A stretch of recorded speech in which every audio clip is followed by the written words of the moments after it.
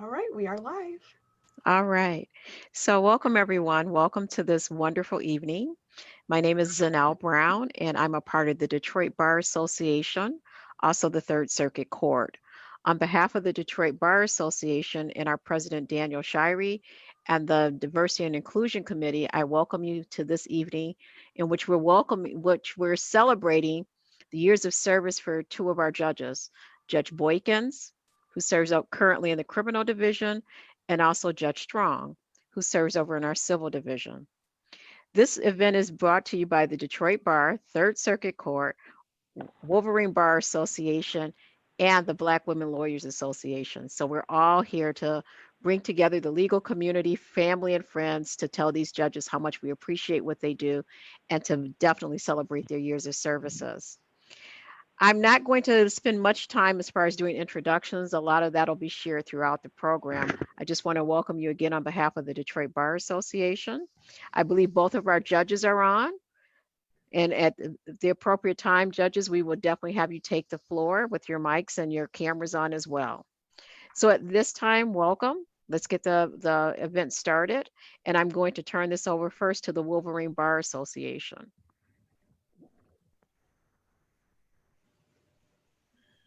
Thank you, Zanelle. Welcome to all of our guests. Good evening to you.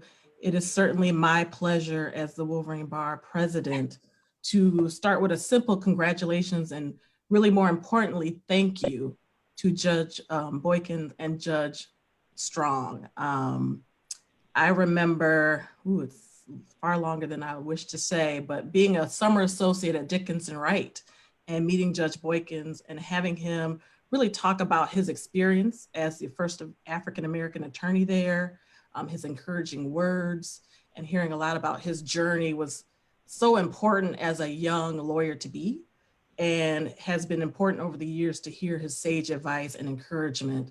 And also for Judge Strong, my experience first with Judge Strong was seeing Judge Strong in his element.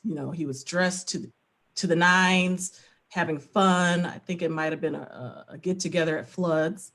But really seeing him in that element was like, okay, judges can, they can let loose and have fun and have that personality, if you will.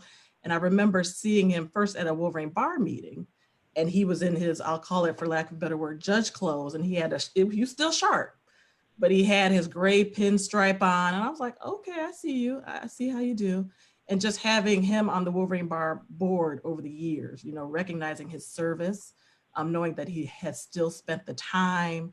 He really serves as a historian to us and really encouraging words. And I think it's really important us to note not just their contribution to the bench, but also their contribution to the profession as mentors to young attorneys and law students, as well as still being connected. When we're in this space where we're talking about diversity and inclusion, recognizing that they are truly trailblazers and that we can still continue to hopefully make them proud and really appreciate them and honor them in this way, despite the fact that we are still in the sort of COVID reality. I'm really appreciative of that. And hopefully if the world does open up, we can celebrate them again in person, if allowed. So with that, I'll sort of turn to our commemorative video for Judge Strong, and then I believe we'll have remarks and a video for Judge Boykin as well. Oh, okay.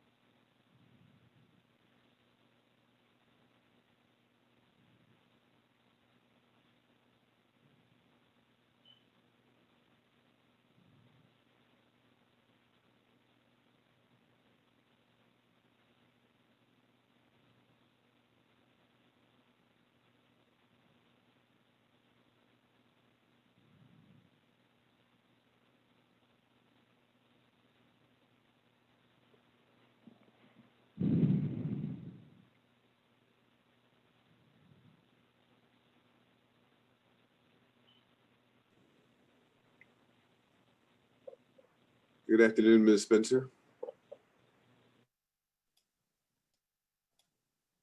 It looks like we aren't getting the sound, so why don't we pause the video and then I'll see if I can get it going on my end, Rita.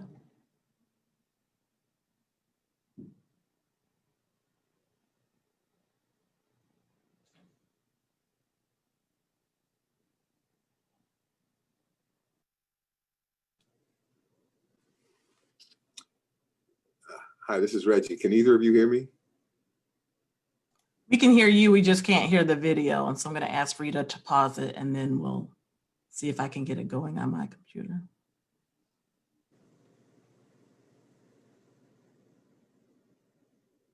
Fashion icon as yourself, I've always seen it as an honor. Just like the recognition that you are receiving today is so well deserved.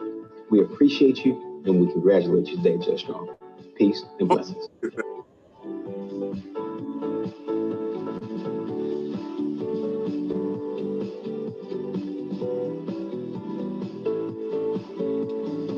To the Honorable Judge Strong, this is Attorney Toy Thomas. I am so happy that I've had the opportunity to meet you.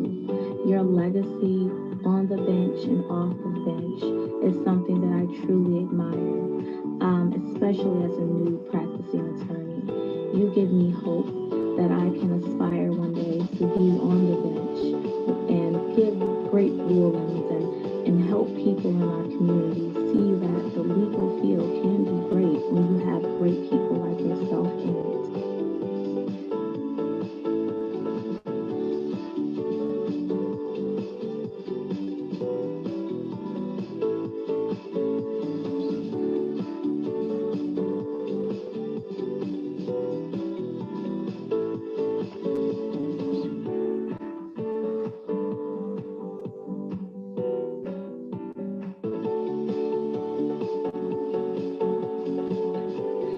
Congratulations, Daddy.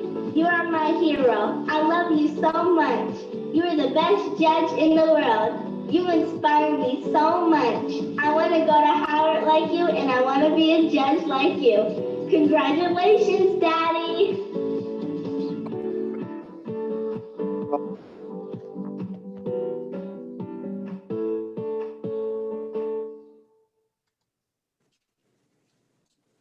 think Judge Strong is on. If he has his camera up and can give his remarks, that would be great.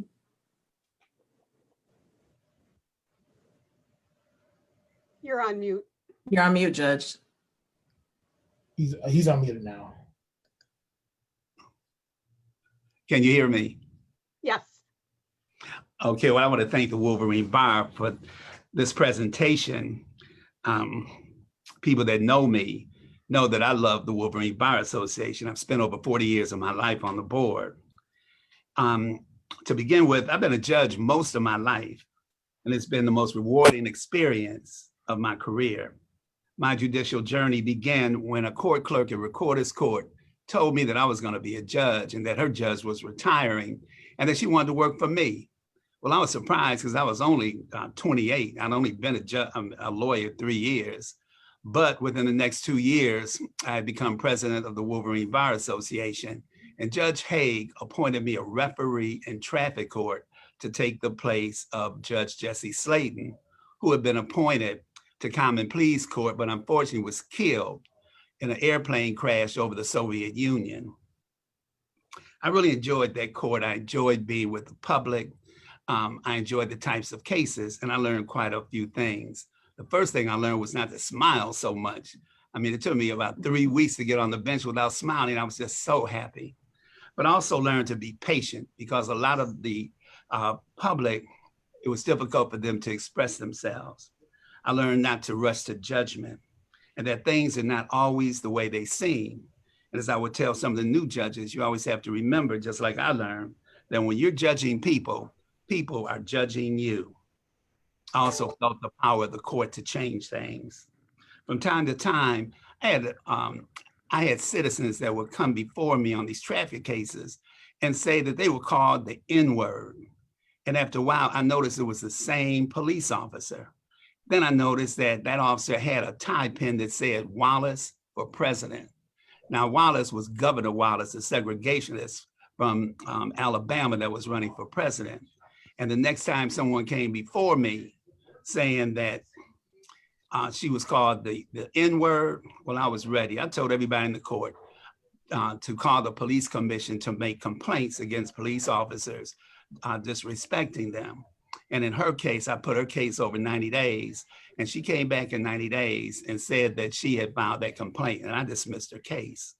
I also commented to him that I didn't know you could wear political paraphernalia in uniform on duty. Well, I didn't see him anymore. He didn't come to my court, and all his cases got dismissed. But before I left traffic court, I took another referee's docket and I saw him. But guess what? He wasn't wearing that pin, and nobody in his cases said that he used the N-word, and I think I had something to do with that. Now, I went to Recorder's Court after that, and I have to tell you, that was the court I wanted to be at because of the seriousness of the cases and the impact on people's lives. When I would get asked whether I was an easy judge or a hard judge, I always said I wanted to be a fair judge because that's what I felt a judge should be, is fair. And even there, I had the opportunity to change people's perceptions and attitudes. One time we were picking a jury, and a white man said to me he could not serve on this jury because he had been in Detroit, he was robbed by a black man, and since the defendant was black, he could not be fair. So I said to him, sir, if the man that robbed you in Detroit was white and the defendant was white, could you be fair to white people? I told him he didn't have to answer that. I excused him. And after the not guilty verdict, some of the other jurors who were white stuck around. And they told me that they really appreciated the way that I handled this because it helped them change their minds. So courts have a lot of power. I was proud of my performance at that court. Early on, the Detroit Free Press did a survey of 600 cases in the Court of Appeals, and I was selected as one of the judges least likely to be reversed. And when the Supreme Court ordered that criminal cases had to be tried within 91 days, I helped out. I reduced my docket as low as 15 cases. and my rate beyond 91 days was 0. That was the normal situation. So I was very pleased with this. During this time, I was also a judge in the military. I did 23 years military service as a reservist. And the highlight was being a judge in San Diego conducting court-martials. I retired as a full commander. Well, after 38 years, I moved over to the civil division, and I've enjoyed that. I have enjoyed the types of cases, the variety. I've enjoyed my camaraderie with the judges, with lawyers, and with people I work with. My service has not been unnoticed. I have received a lot of awards, and the ones that I appreciate the most are being considered the Champion of Justice Award from the Michigan, from the State Bar of Michigan, the Living Legend Awards from the Wolverine Bar Association, Judge Damon Keith's annual Humanitarian Award, and the National Bar Association inducted me into their Hall of Fame. As a matter of fact, 3 nights ago, the National Bar Association's Board of Governors gave me the Wiley Branton Award. I was very proud of that. But let me say this, what happened in my court last month tops all of this. After I finished the case, the plaintiff stuck around and she asked, could she speak to me? And I said, of course. And she told me that we had never met, but for a long, long time, she had heard that I was a good judge. And when she saw my name was on her case, she was glad because she knew she would be treated right. Then she proceeded to thank me on behalf of herself and on behalf of the community. And I have to say, I couldn't have felt better because on the eve of retirement, that's what you want to know, that your service has been respected and appreciated. I thanked her and I thank you.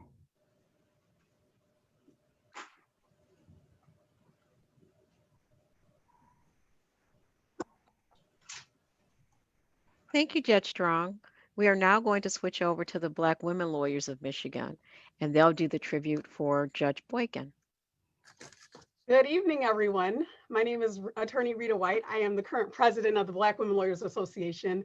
I am so happy that all of you are here to join in this very festive occasion to honor 2 very, very, very long tenured, very well-established, very respected judges in our county. I would just ask everyone to politely, if you can make sure your phones and devices are all muted during this entire presentation. I have been practicing in Wayne County for probably a little over 20 years now. And when I started, I did have one of my first contacts were with Judge Boykin. And I found him to be a very, very thorough, very laid back, very, very, very, I guess, particular and very direct judge. And in terms of everything that he's done, I think he's done such a amazing job on the bench and outside the bench. Really quickly before I turn it over to our vice president, one thing is I just noticed about Judge Boykin is he's not just a judge. He does many more than practicing as a judge in Wayne County. He is also a very, very good ballroom dancer.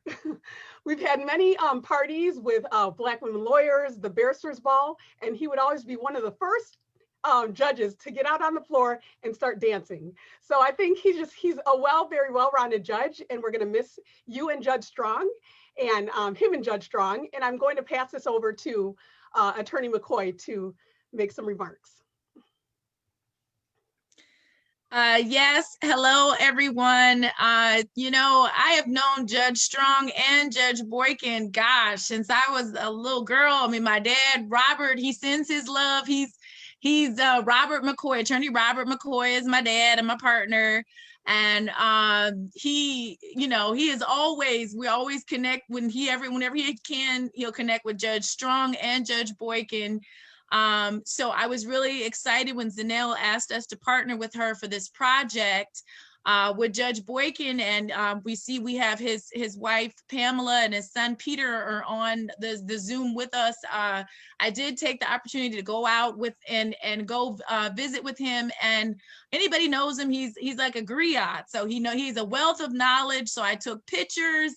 I gave the information over to Rita, so we put together some things. But I was saying, as I was doing this, I was like, man, with Judge Strong being over there at Charles H. Wright, then they need to have an exhibit for each of them. Have an exhibit for Judge Strong with all his pictures, and have him doing some videos, and do the same with Judge Boykins, because they both have this background of the Black genius with the education, the fact that they're judges, that they're trailblazers. And Judge Boykin, you'll see a little bit of it from the video, but I said we probably might need to have an extended video, because he's got all this military history in his family. He's got was a great grandfather that had an situation at West Point that got corrected by President Bill Clinton. I'm always excited to see Judge Strong and Judge Boykin either in court. I've been before both of them, excellent judges, or at the barristers' ball if I need a dance partner, somebody to dance with. Then they're all, and Judge Strong is everybody. Everybody knows Judge Strong is everywhere. Everywhere you go. I was at the National Bar, Congressional Black Caucus. I look up, there's Judge Strong. He and I are at a concert or something. He is always on the scene. And as I said, Judge Boykin has a lot of stories. He's a griot, and I'm really, when you look at his bio, I know we're going to get into that. The fact that he mentors young people, that's just beautiful. Both Judge Strong and Boykin. So I'm going to turn it over to Rita, and thank you all for coming out. Of course, we would have loved to have been in person, but this is the next best thing. And so again, congrats to both Judge Strong and Judge Boykin. Thank you.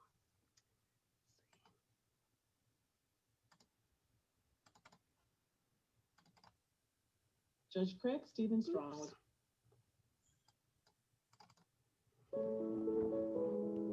The Honorable Ulysses Whitaker Boykin is a native of Detroit, Michigan.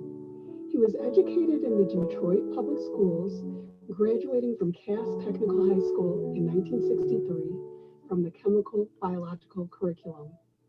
Judge Boykin's undergraduate studies were completed at Hampton Institute, now Hampton University, in Hampton, Virginia, where he graduated summa cum laude with a BA in history in 1967. While at Hampton, he was involved in numerous organizations and activities, including his fraternity, Omega Psi Phi. It was at Hampton that he decided on a career in law after completing a course in constitutional history. From Hampton, he went on to earn his JD, Juris Doctor, from Harvard Law School, Cambridge, Massachusetts, in 1970. While at Harvard, he was one of the founders of the Harvard Black Law Students Association. Upon graduation, he became the first African-American attorney to practice at Dickinson Wright in Detroit, Michigan. From Dickinson Wright, he entered active duty in the United States Army as a second lieutenant in the Adjutant General's Corps.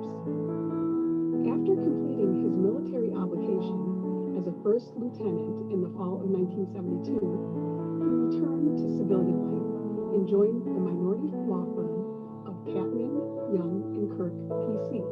in Detroit, Michigan. After 10.5 years, he joined another minority law firm, Lewis, White & Clay, P.C., where he continued to practice law. While at Lewis, White & Clay, he ran its summer law clerk program for 16 years.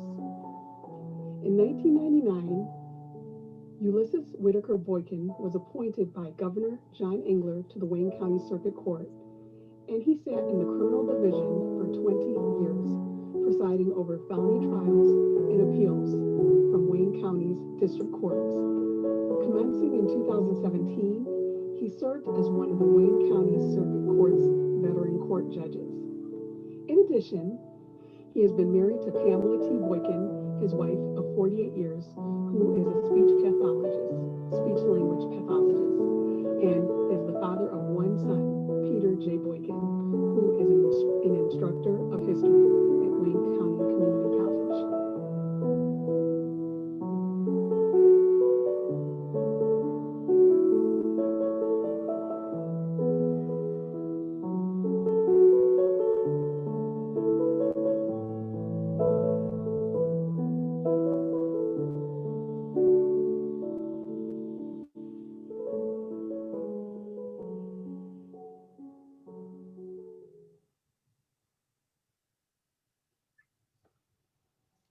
We meet today at a time when a great many people in public office and in public life engage themselves in charities and movements and causes, ostensibly for good reasons, but sometimes a few get involved because they think it will give them applause, proud appreciation, career advancement, and perhaps undeserved honors. These are not the men we honor today. The men we honor today are pure, true heroes of our time. I know this personally about Judge Ulysses W. Boykin because I consider myself honored, blessed, and fortunate to have shared with him a warm, enduring, and companionable friendship that has lasted over 7 decades. Yeah, as they say in the street, we go back. Roosevelt Elementary, where we both wrote for the school paper. Durfee Junior High, where we tried to avoid being nerds. Cass Technical High School, where Judge Boykin pioneered his way through the chemical and biological curriculum. Not an easy feat. It was not a game for weak minds. It helped him a little bit when he got to Hampton University.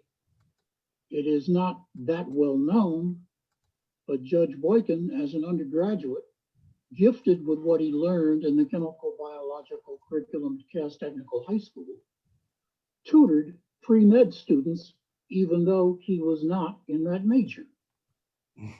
Yulee taught organic chemistry to guys who were falling behind when he himself was an undergrad, and then on to Harvard Law. We wrote the bar exam together, never even dreaming after that ordeal that either one of us, much less both of us, would wind up becoming judges. I remember him encouraging me to look past unfair criticism. This is back when we were in the Boy Scouts, and to learn from helpful suggestions. I have seen him mentor, help, and encourage our peers. And then as time went on, as we got older, he passed along his wit, wisdom, and experience to younger generations. At the end of his inaugural address, John F. Kennedy reminded us that God's work must surely be our own here on earth. In Matthew chapter 6, Jesus tells us, do not do your alms in public. Do what you need to do and want to do for the good of mankind quietly. Your Father in heaven knows what you have done. I am blessed to have seen much of the good that Yulee has done. Quietly, effectively, behind the scenes, there are generations of young men and women whose lives have been enhanced, whose careers have been developed, and whose souls have been nurtured by my good friend.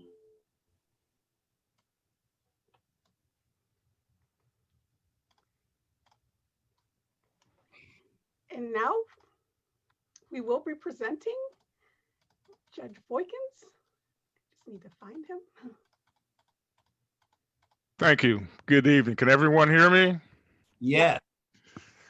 All right. I'm sorry I could not get the video working in my courtroom. So I have the audio that I'm coming to you on. I want to thank the Black Women Lawyers of Michigan, the Third Circuit, everyone else who is participating in this program and who's tuning in. This is truly an invigorating and great honor that I'm receiving this evening. When I started 21 and a half years ago on this bench, it seemed like I had a long time to go in this new position. And I said, yeah, I'll be probably in my 70s by the time I get to the end of my post here. And that seemed like so long ago. Well, here it is, 2020, and that 21 and a half years is up. And it just seems like a few years, but I would like to thank those who have worked with me, especially on my staff. I've only had 2 law clerks, 2 court reporters, and an administrative assistant and a judicial assistant. So I did not go through a long list of employees. I started when my clerk was Frida Graham. She really broke me in to this court. I had never really practiced a lot of criminal law in the past. I had a lot of experience as a litigator in my time at Lewis, White and Clay and Patman, Young and Kirk, and brief time at Dickinson Wright. But I only had a few criminal cases, and those were in the federal court. And I was familiar with the court rules by being a litigator, so it was not a difficult transition, but knowing who's who and showing me the ropes, Ms. Graham was extremely helpful. And she was with me for the first 5 years here on the bench. And then my last clerk, Mrs. Dominga Clark, has been with me about 15 years.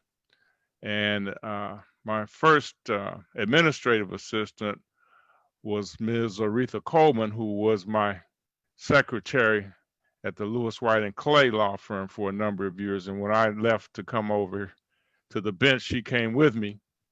And then when she retired, Mrs. Nancy Hames became my judicial assistant, and she is currently serving in that capacity.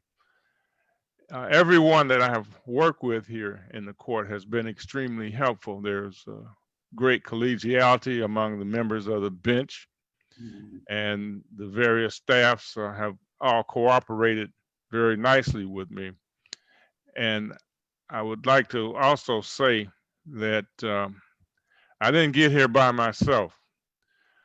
People have helped me through virtually every phase of my life. And a lot of it came from people who I never asked for help, and they offered it, for which I'm eternally grateful. From the time I was a youngster, I had a godfather, Dr. Melvin Fowler, who always wanted me to be a doctor. And he would tell me that I'll send you to any medical school you can get into. And so from the time I was like about 7 up until I got into college, I was going to be a doctor. That's why I was in the chemical biological curriculum at Cass. Well, I decided that I really didn't want to do that. And after I got down to Hampton and took a course in constitutional history, I decided I wanted to go into law. Now, I had some role models in the law. One, my great-grandfather, Johnson Whitaker, the one who had gone to West Point, had been a slave, and he was admitted to practice law in South Carolina in 1885. He practiced for 15 years and then became a college professor. I never met him personally, but I always knew about his story and was always very inspiring, because I figured, if you started out in life as a slave and then, he was wrongfully court-martialed out of West Point, endured a lot of personal issues and threats and so forth. If you could overcome that, then you could do anything. And so my mother used to always encourage me. She'd tell me that story and encourage me to do well in school. And she would always remind me that she was the valedictorian of her class at South Carolina State. And she told me that I don't expect you'll be the valedictorian in college, but I expect you to do well. So as it turned out, I graduated number 2 in my class at Hampton. I was class salutatorian, which I didn't know that until the 2 days before graduation. But there were many, many people who inspired and helped me. And when I told my godfather I was going to be a lawyer, he said, well, if you go into law wherever you go, he says, you must go to Harvard. That's where the best graduate professional schools are located. And he said, if you go to Harvard Law School, I'll help you out. He says, I won't pay your whole way because it's not medicine, but I'll give you some help.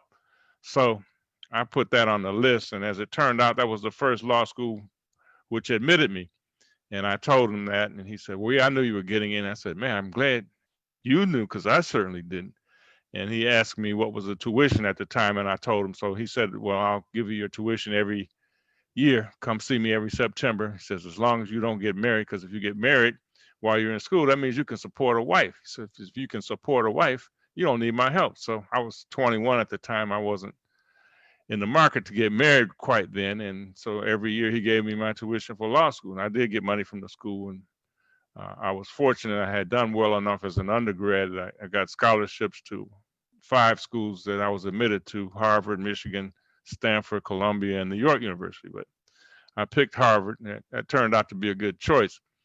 I graduated from law school in 1970, so I've been in the legal profession 50 years now. That doesn't seem long either, but as I mentioned, all along the way, people have always helped me.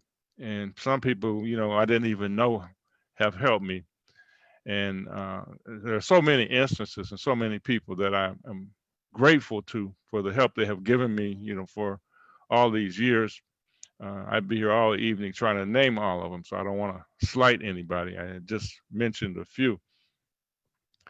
After practicing law for about 29 years, I decided I wanted to do something else, but I wanted to be able to use my legal background and experience. Now, in law school, I had thought about becoming a judge. I said, well, I'll practice for a while, get some experience, and then see about a judgeship. So I started seriously looking at that avenue in 1998, and then a position came open on the Wayne County Circuit Court, and I had applied to Governor Engler, and I made the final cut and got one of them.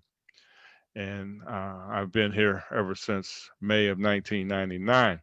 I've had a really enjoyable career. I'm really hating that I have to leave at this point. I still think I have something to contribute to this community, to this state, and to this country, based on all the experience and knowledge I have now acquired. And I'm still in fairly decent shape. The mind is working. So I'm not sure what I'm going to do after I leave here, but I know it will be something. And I still like to work with people, which has been one of my hallmarks. I enjoy working with people and helping people. Mentoring, I've done a lot, as has been mentioned earlier, with high school students. I've done programs with elementary school, high schools, even college students. My son and I are still very active in recruiting students for Hampton University, which is also my son's alma mater. And I thoroughly enjoy continuing to do that. So it's, I've had some famous cases that have been in the news, I've had TV reporters and so forth. But that's all part of the what goes on here. So certainly it's been a very storied career.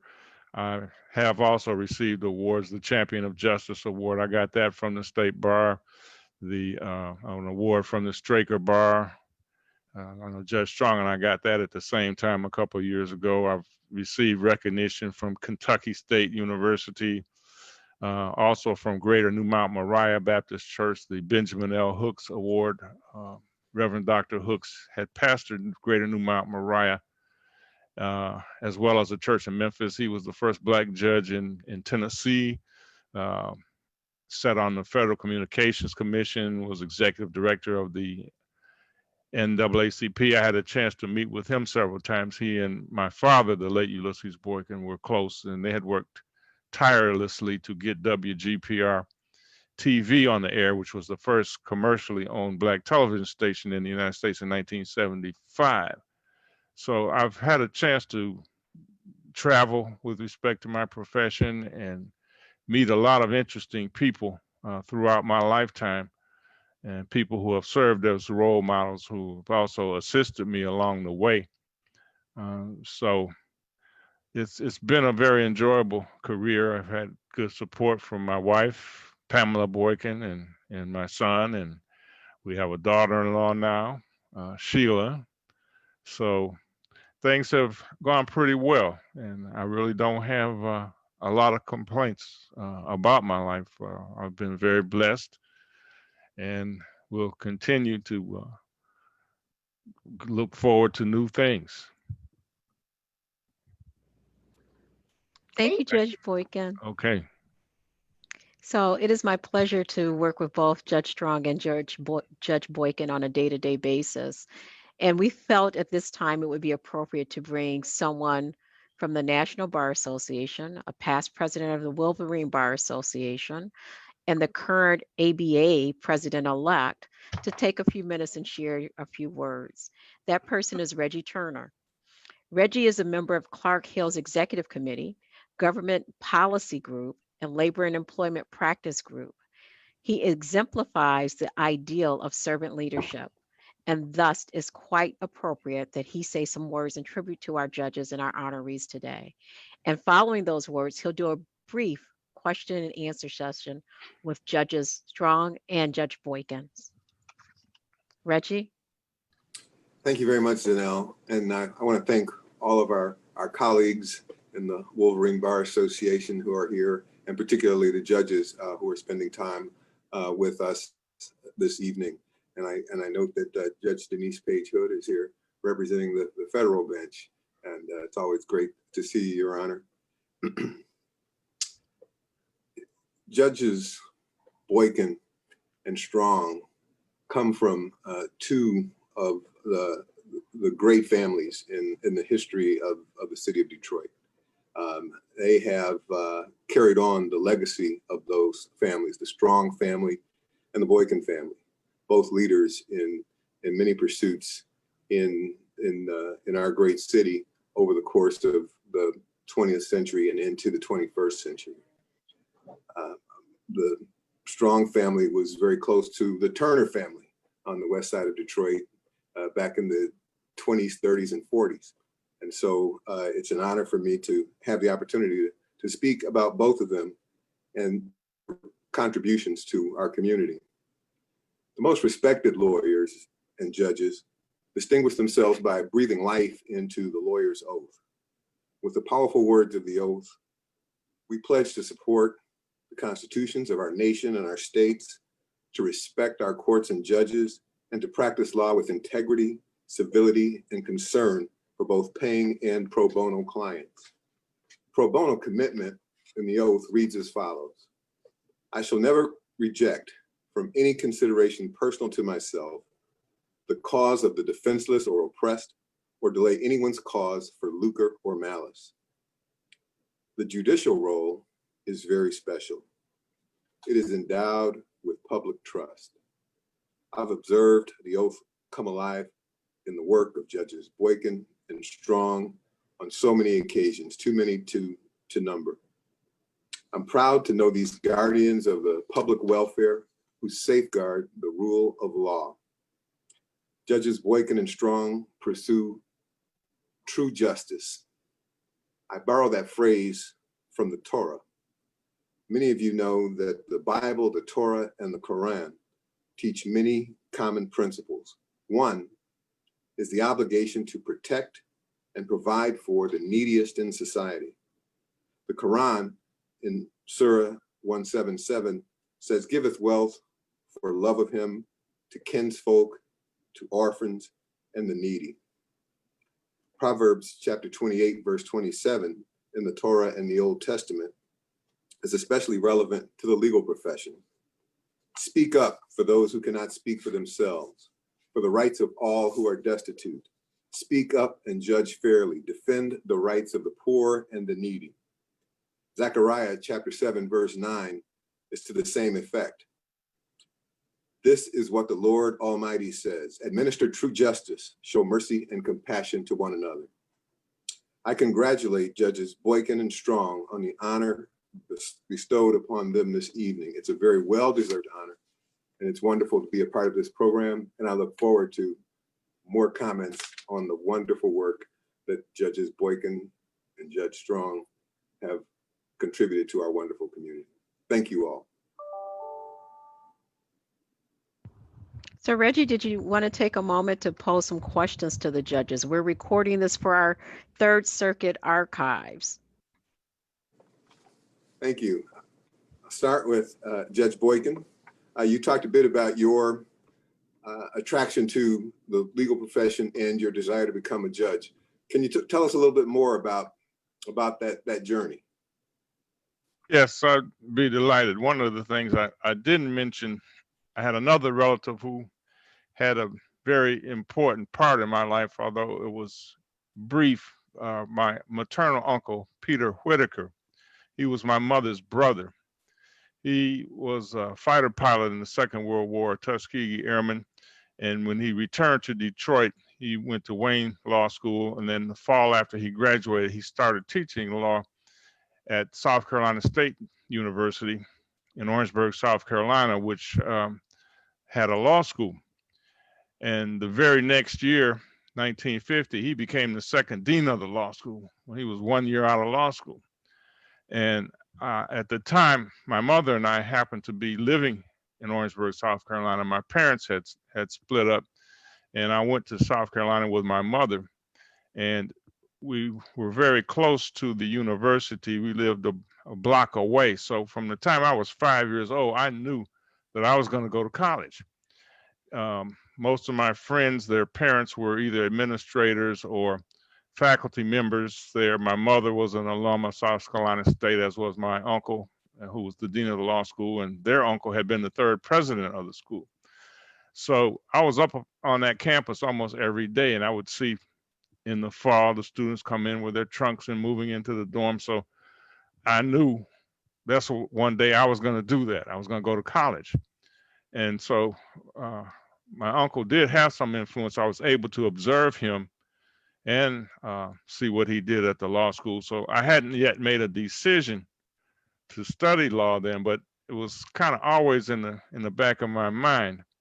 And when I got down to Hampton, I took a course in constitutional history. History was my undergraduate major, and it was taught by a Black Episcopal priest, Father Walter Dennis, who later became a bishop in New York, in the Archdiocese of New York. He was a very hard teacher, but we learned a lot from him. He had a lot of connections with law firms, big law firms in New York, and he would bring these lawyers down to talk to us. And out of my constitutional law section, the year I took it, there were 3 of us who later became judges in life. And so he had a very profound influence on us and gave us exposure to the law. And that's what really directed me to pursue law as a discipline. And as I said earlier, when I got into law school, I think it was around my second year, you read a lot of cases and you hear a lot of things, and we were able to bring, when I say we, one of the things that the Harvard Black Law Student Association chapter did, we were making demands for faculty. The first year I got there, the school said, well, we can't get somebody this fast, it'll take us a little while, but the school provided funds for us to bring Black lawyers and judges to conduct seminars after hours at the school. And we had some very illustrious people. Howard Moore, who was an attorney who had from Atlanta, who had represented Muhammad Ali in his legal battles. And then we had Professor Charles Hamilton, who had co-authored Black Power with Stokely Carmichael. I believe we had Judge Layton out of Illinois. And we had attorney Milton Henry from Detroit who came and spoke.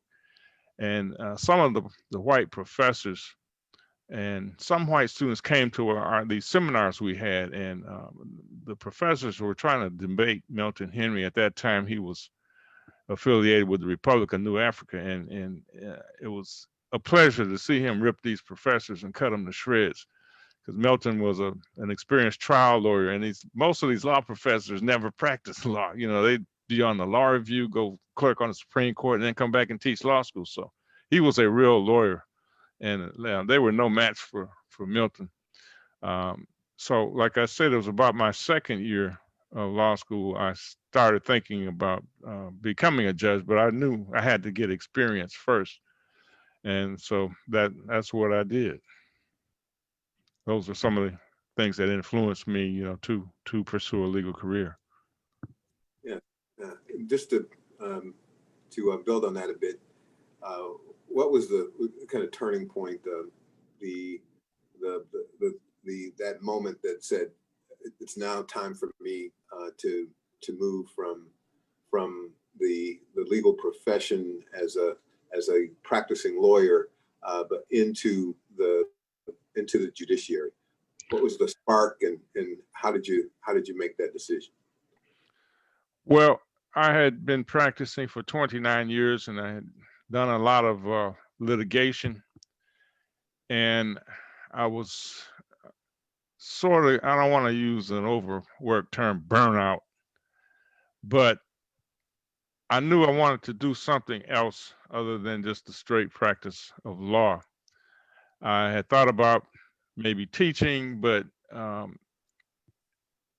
at that point, I was not ready to do that. I wanted to still somehow be active in the law, but not doing the day-to-day things that lawyers do.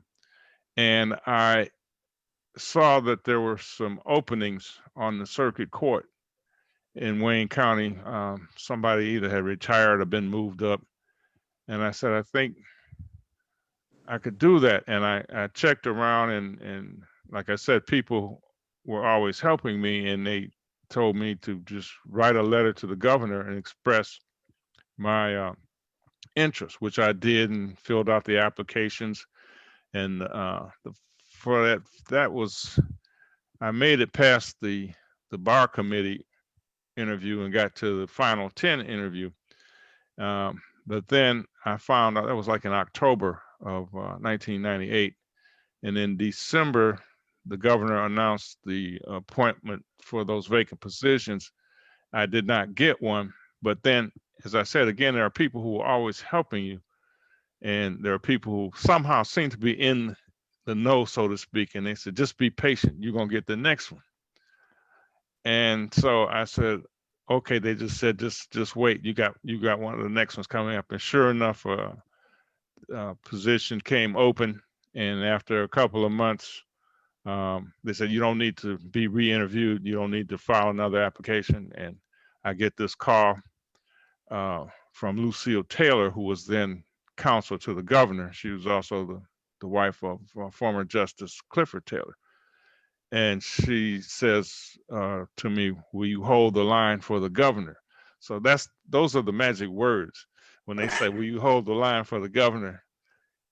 The governor only gave out good news. If you didn't get that slot, it would just say the governor asked me to call you and tell you he appointed so-and-so. So when she said, will you hold the line for the governor? So I'm silently jumping up and down in my office. And then he came on and mentioned, that I was appointed. But I had a couple of other appointments from him. I had been reappointed to the Michigan Crime Victims Compensation Board, which I had served on with the late Judge Slayton, and also was on the Michigan Military Appeals Tribunal. I had been appointed to that by Governor Engler as well. But I had served on the Crime Victims Board. Initially, I was appointed by Governor Milliken and reappointed by Blanchard, and then Governor,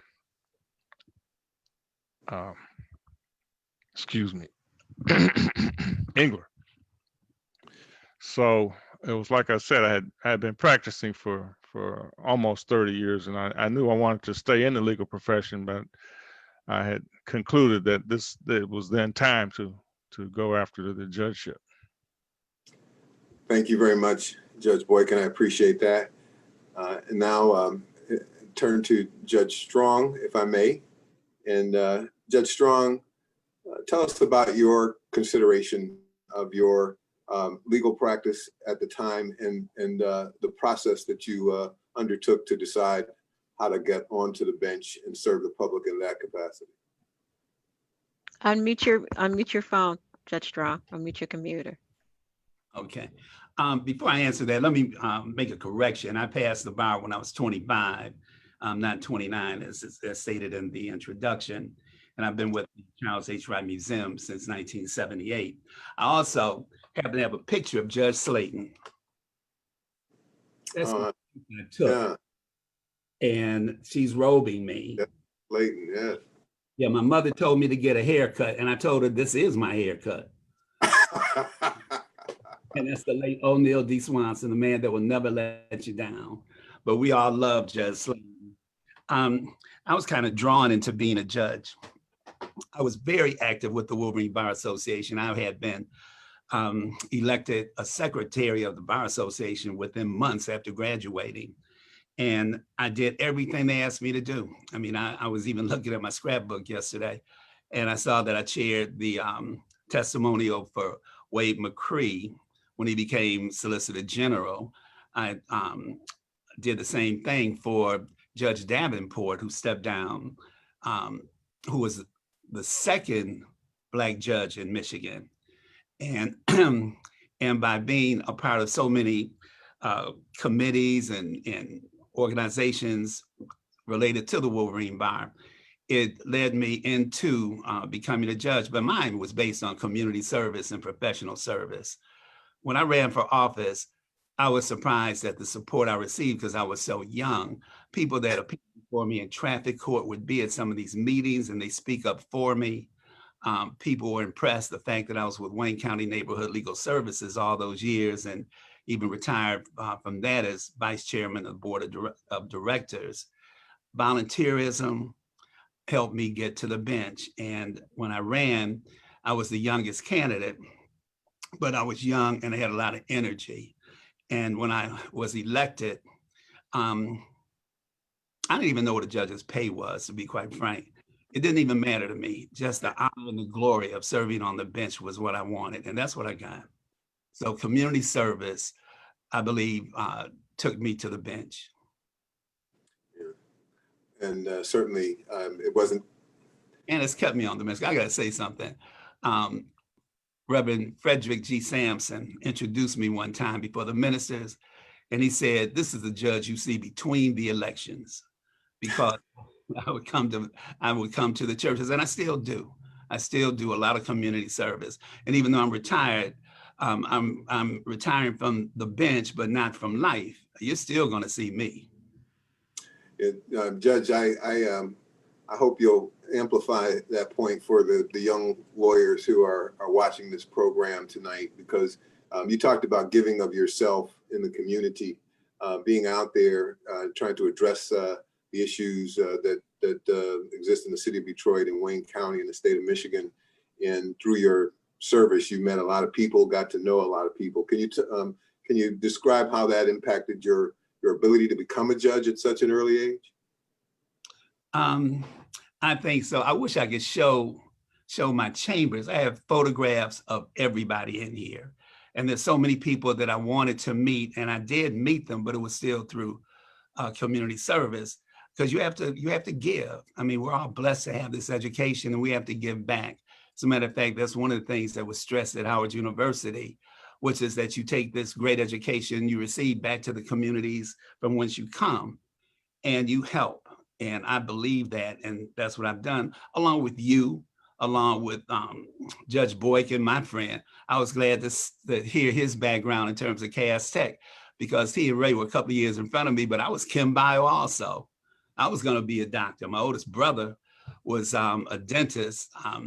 My other brother was an ear, nose, and throat surgeon. And I'm the grandson of a slave.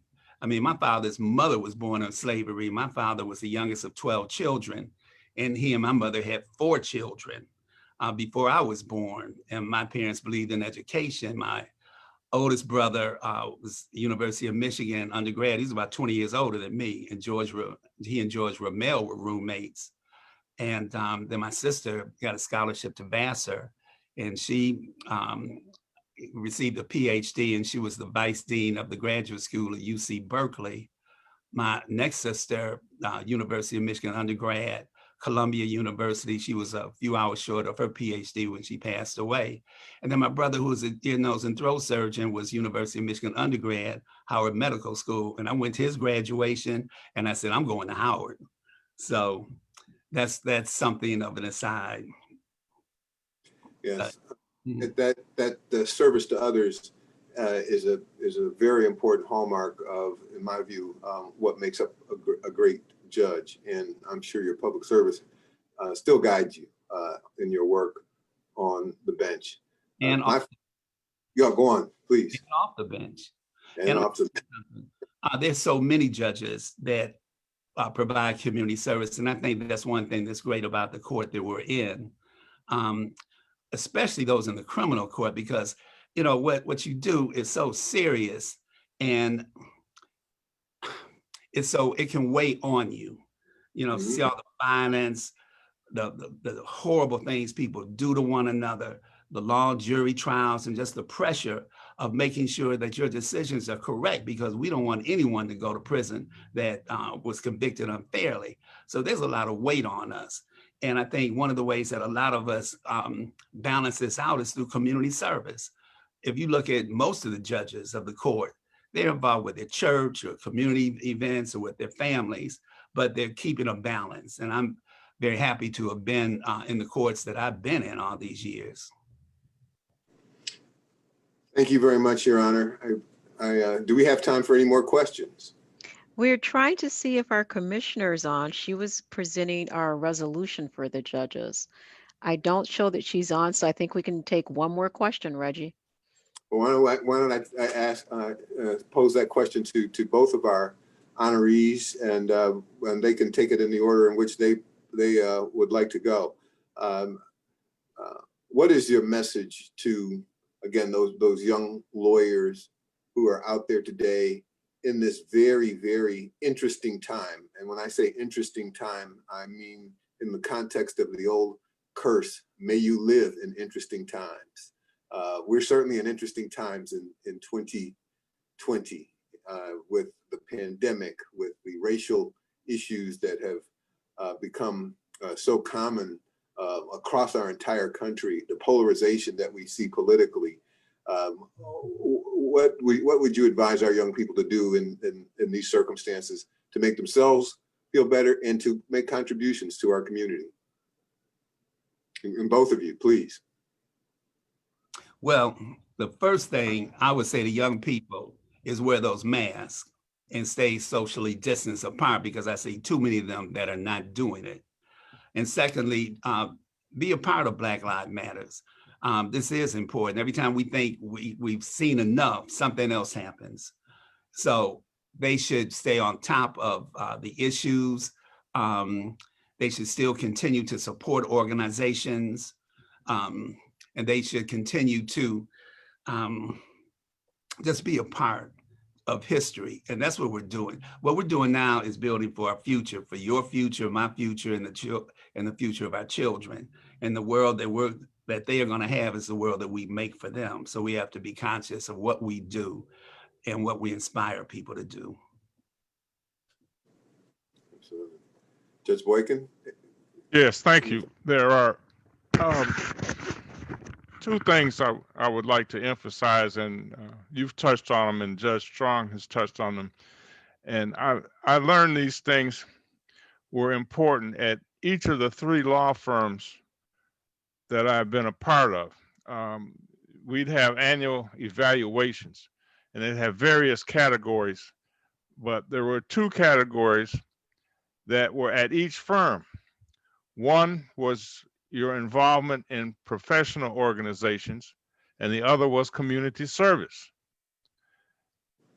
I cannot overemphasize younger lawyers being involved in professional organizations, various bar associations. There are all kinds of specialty bars, and either related to practice, or some is based on ethnicity.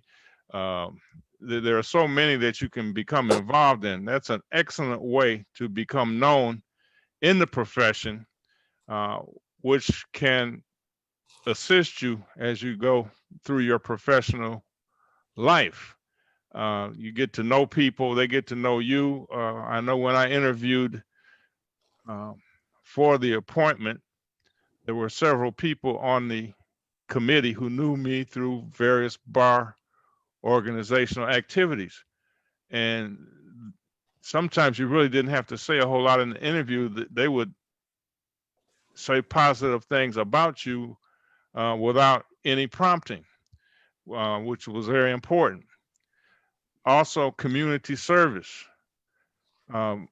Judge Strong has highlighted that, and I found the same thing to be true in my career, serving on I've served on a number of boards, and been involved in activities in the community, through the Hampton Alumni Association, through my fraternity, Omega Psi Phi, and through my church, Bethel AME Church, and other organizations. I've sat on various boards.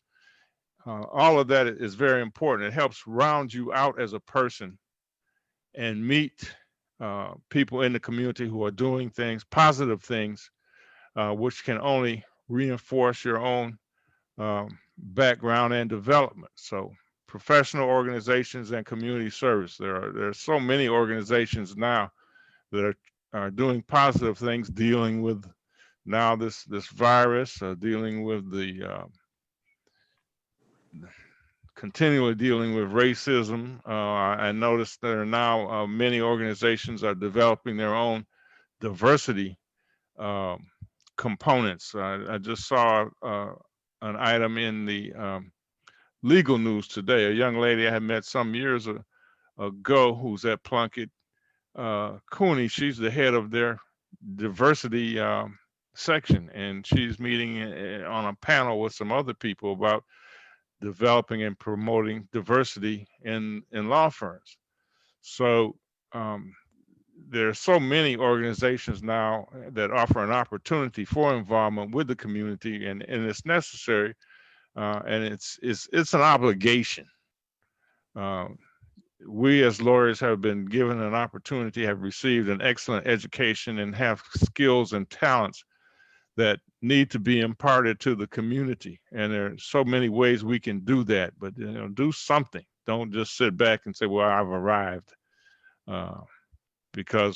Just because maybe you have arrived, but somebody else hasn't. So as I mentioned earlier, so many people have helped me. You reach back and help somebody else. Absolutely. Well, I greatly appreciate the insights that both of you have provided, and the common theme of service in your days prior to becoming judges, and of course in your service as judges. And I think that that's probably the most important message that we can give to our younger lawyers as they're thinking about their careers, managing their careers. They should also think about doing well by doing good. All of my Fortune 100 clients from around the nation come from my bar association work and my work in the community. And it really makes a difference. And I didn't start doing bar association work or doing work in the community because I thought it was going to benefit me financially or in the practice of law. It just is the way I was raised, and the examples I've had from lawyers and judges like Judges Boykin and Strong, particularly Dennis Archer, who has been my primary mentor throughout the course of my career. I met him when I was in law school, and he was interested in the work I was doing as a member of the law school senate, and ultimately invited me to become one of his law clerks at the Michigan Supreme Court. I learned so much from him during the course of those 2 years, and I learned that service is the price you pay for the air you breathe. And it has been wonderful to have great role models. And I hope that all of those folks listening have really enjoyed hearing from Judges Boykin and Strong. And I hope that we'll all continue to congratulate them on their wonderful careers and their wonderful futures, because they're not done yet. I know that. Thank you so much, Reggie.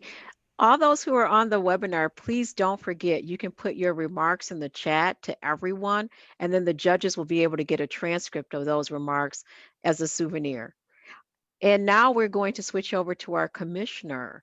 Is Commissioner McCormick on the line? I don't believe so yet. Okay, then so let's move right along, being respectful for everyone's time. We have a presentation by Chief Judge Timothy M. Kinney, who's in the room next door to me, but he'll be appearing on the screen right before you. Judge Kinney? Thank you, Zanelle.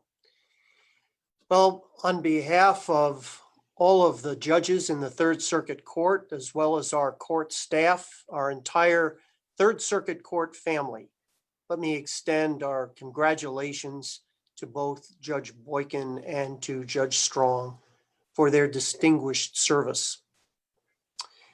When I was a first-year law student at the University of Minnesota, I had a fine professor who had a favorite phrase that he would use throughout the course of the first year. And that phrase was, "Never whisper justice."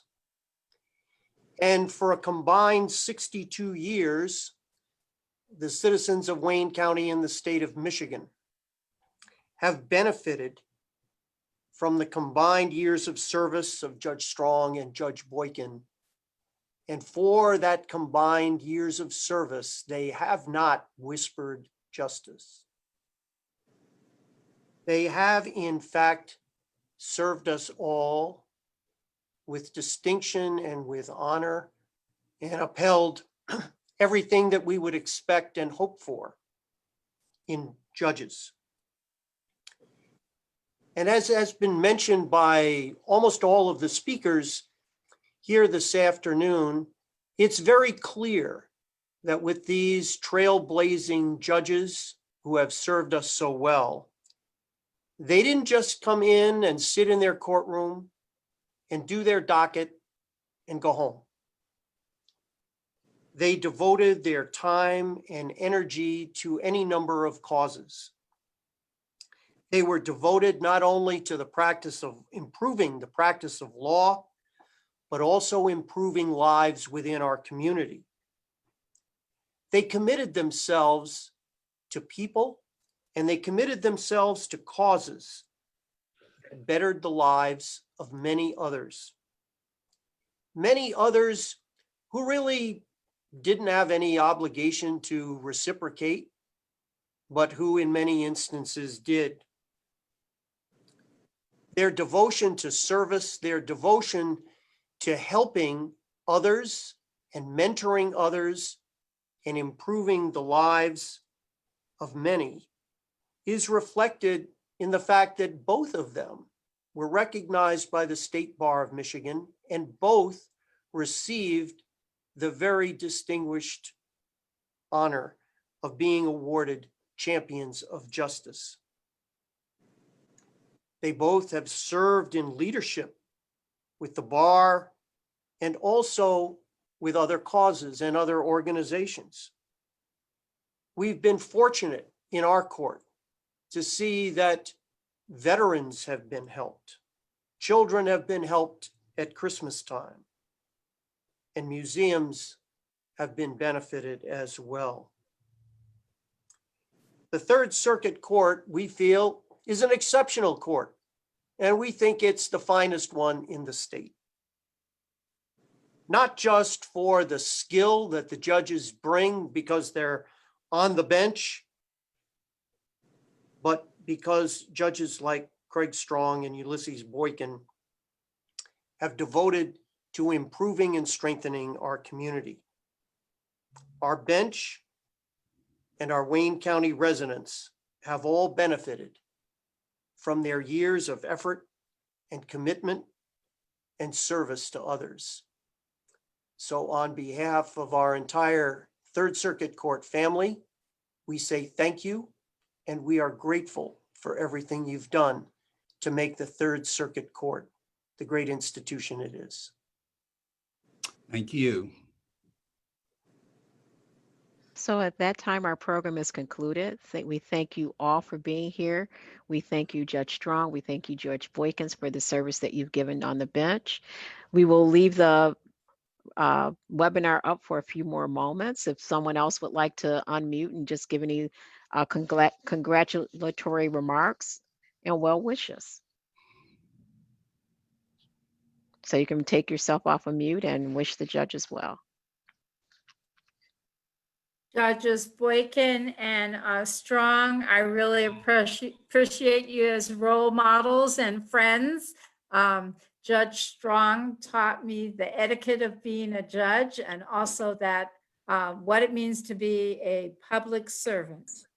And Judge Boykin always tells the story, the oral history and the written history of his family.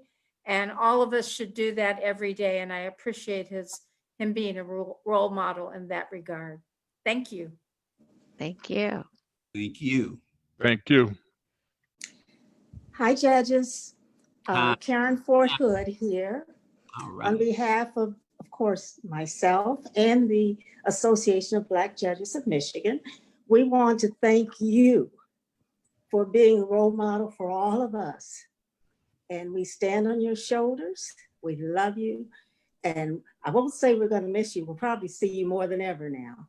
Yeah. So God bless you. We will really, really miss you though at work, if we ever get back to work, that is.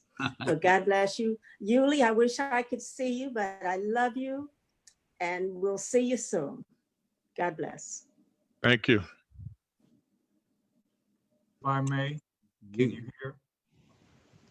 Hello? Hello. Hey, hi. We hear Harold Pope. Hi, it's Harold Pope.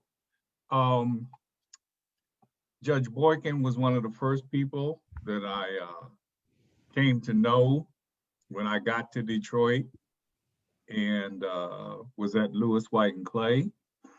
And he's always been, he's got the heart of gold. He's always been one of the people that have always been helpful to everybody. And what can we say about Judge Strong? I mean, I remember one time we walked by Hot Sands with my son when he was younger, and he said, "Dad, would you wear that?" And I said, "You know I would wear that." He said, "Judge Strong would." And then my daughter was at a concert. I think it was a Jay-Z concert, and Judge Strong was on the stage. So Jay-Z. So we have two individuals who have done so much for this community. And I want to thank you both for being such stalwarts and doing so much for us, for the court, and for Detroit. Thank you. Thank you, Harold. Thank you.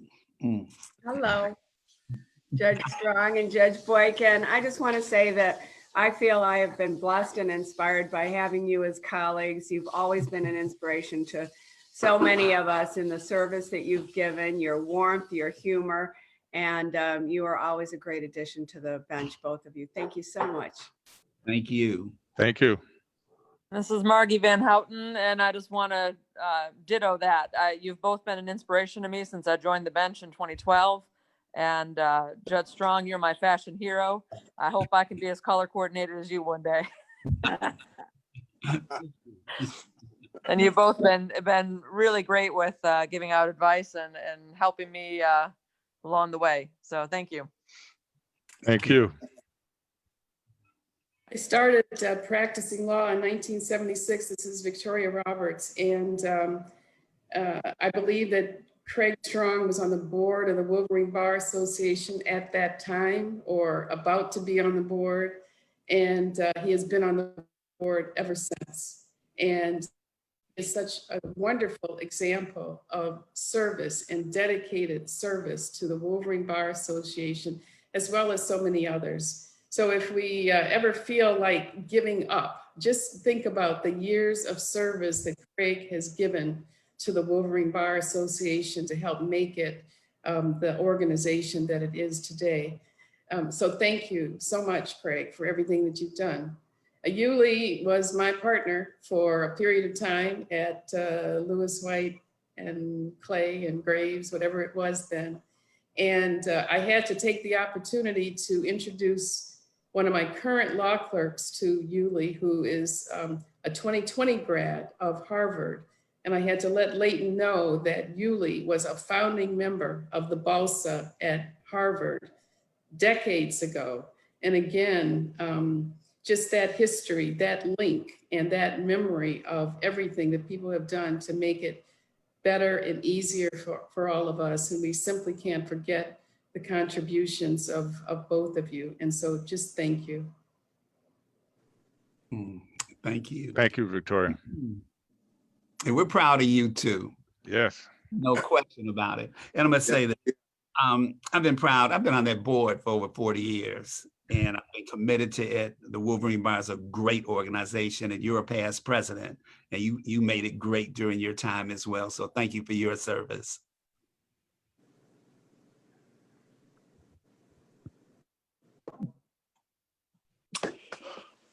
Judge Craig Strong and Judge Ulysses Boykin. Let me tell you both how proud I am of both of you. I really enjoyed your observations that you shared tonight with everyone. And I appreciate the answers to the questions that you gave to Reggie Turner, our former Wolverine Bar, National Bar, State Bar of Michigan president, and now president-elect of the American Bar Association. Your family backgrounds, which I'm glad that Reggie asked you about and caused you to share that with us, because a lot of us did not have that same opportunity in terms of having that kind of strong family background. But we all grew up with a family who loved us, cared for us, and helped us get to where we are. And you all never gave up. You always contributed. And a lot of folks talk about Judge Strong's dress and where he happens to be.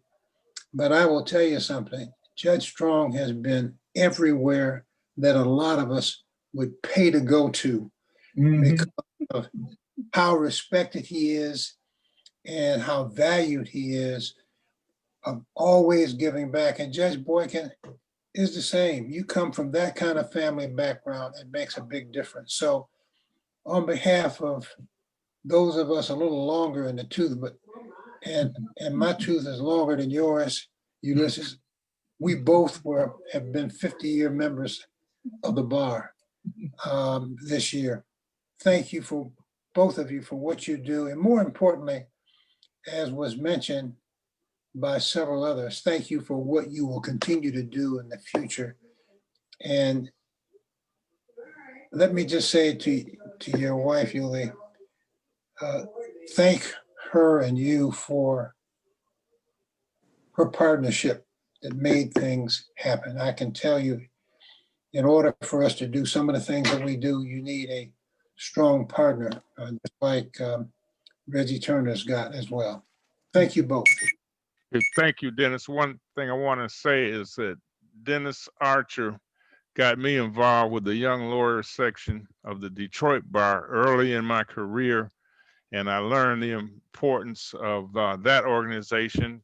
And I was later able to go to an ABA convention in Hawaii as a result of my involvement in that organization. But he was one of the first people to encourage me to get involved in the Detroit Bar and the ABA. So thank you, Dennis.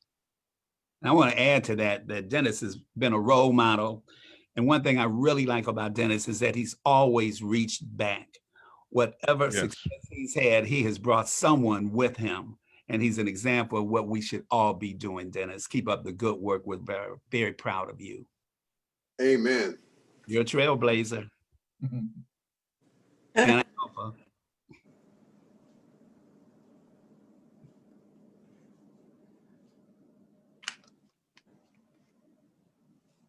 Good evening, everyone. This is Wayne County Commissioner Monique Baker McCormick.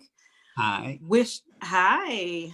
And I am here on behalf of the Wayne County Commission to wish Judge Craig Strong and Ulysses Boykins much success and to congratulate you on your Distinguished Service Award. I know for sure that I have learned so much from Judge Craig Strong. Someone told me that, you know, as a commissioner and watching him before I became a commissioner, told me, you need to campaign like he does. And basically you never had to campaign because you were everywhere all the time, and everyone knew who you were and respected you. And So I said, once I became a commissioner, I know exactly how to do it because you showed me. And also both of you are veterans as well as I am. And I want to thank you for your service in the military and all that you do in the community. The Wayne County Commission will be providing to both of you a resolution that celebrates all the years of service that you have committed to our community. And in fact, Commissioner Jewel Ware would like to present to you, Judge Strong, yours, because from what I understand, you're neighbors. So she really said, look, I'm going to give it to him. I'm going to deliver it to him personally. So again, I just want to congratulate you and thank you for your service, both of your services. And thank you for your service as well. Yes, thank you.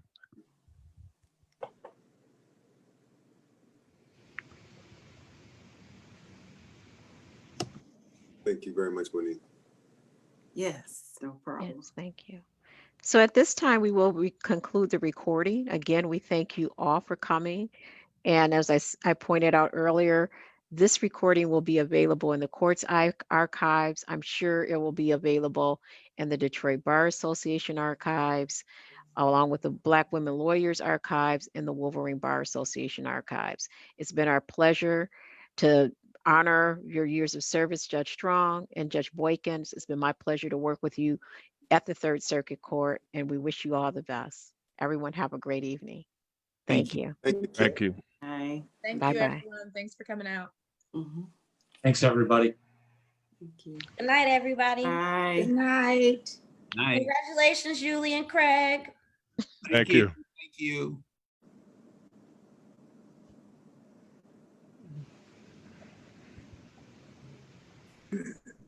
Hi.